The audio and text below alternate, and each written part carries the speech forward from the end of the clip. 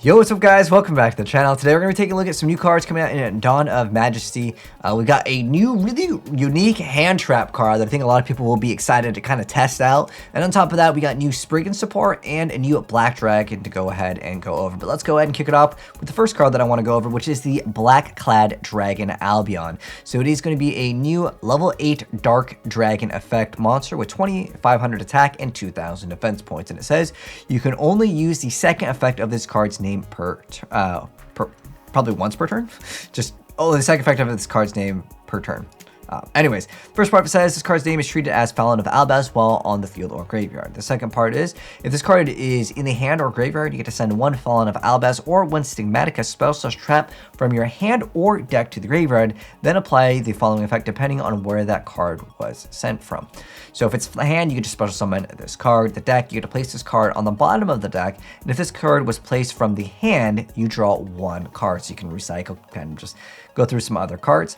And then the next card is the Bond of Stigmatica, which is a normal spell card that says you can only use each effect of this card's name per turn, probably once per turn. Anyways, first part of it says special summon one Fallen of Albaz from your hand or graveyard among your banished cards. And the second part of it says you can activate during the end phase of a turn in which this card was sent to the graveyard to activate the effect of Fallen of Albaz. Set this card to your side of the field. Okay, so you can recycle it. That's not too bad. Next up, though, we have the Spriggans Interluder. So it's a continuous trap card that says you can use each effect of this card's name once per turn. The first part of it says you can activate when your opponent activates a card effect. Return one Spriggan monster you control to its owner's deck, then apply one of the following effects. Negate that activated effect. Other part is to special summon one level 8 monster from your graveyard. The other second part of it says if a face-up exceed monster you control leaves the field due to an effect, you make all monsters your opponent controls lose 1,000 attack until the end of the turn. That's actually pretty helpful because if you guys know Spriggans, they like to bounce back and they come back and they attach all the cards as material, so you get to re-get your materials. But still, leaving your board blank is not the smartest thing. Now, making it so they lose a bunch of attack till the end of the turn lets you kind of be able to survive, because Gores is not a thing people play. On top of that, this is continuous, plus you need the field spell for that archetype anyways. But the next card is actually going to be a new hand trap, and it looks really cool. It's called Sword Master of the Bewitching Iris. Here is the artwork on this, and this card is actually looking pretty spicy.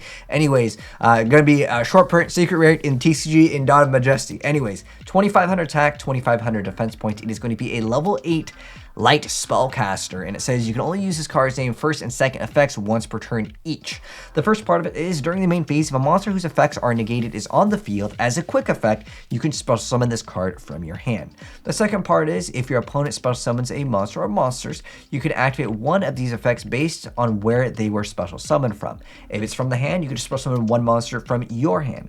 If it's from the deck, you get to draw 2 cards. From the extra deck, destroy one of those special summon monsters from the extra deck. I mean, I would say that the worst effect is the hand one. I mean, it's still like getting Pot of Greed is insane because you can draw into other things that stop your opponent from continuously going off. You can draw like Valor and stuff.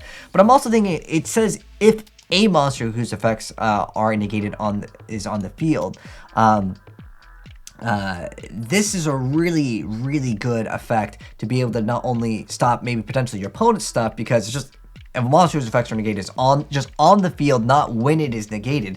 At least the way it's worded right now, this could be pretty good for a lot of different archetypes just to get this free monster out. And then if the opponent goes for something, you're just going to go ahead and pretty much you don't really go too minus again with the hand. Depending on what archetype you're playing, this could be almost like not really that great. But there's so many archetypes that special from the deck, and there's so many things that special from the extra deck. And on top of that, destroy one of those monsters special summoned from the extra deck is just really good. Plus, it has decent stats already on the card, so that is quite nice. Plus, it's a light spellcaster, so there could be other plays with it, like a Secret Village or something. But I think the card is definitely going to be a good card. I'm curious to know, guys, if this card is a secret rare in the TCG, is this the next $100 card? I think it definitely has a lot of potential. I see a lot of people already saying this card is OP, and some people are going to be like, it's too conditional, I'm not going to be playing it. For me, I'm going to try out, the card before I, make my judgment. But if it's a secret rare, I guarantee it's going to be like at the start of sneak peeks, these cards, well, that's if we even have sneak peeks to come out, it's probably going to be very pricey, at least $80 at the start if it's a secret rare. But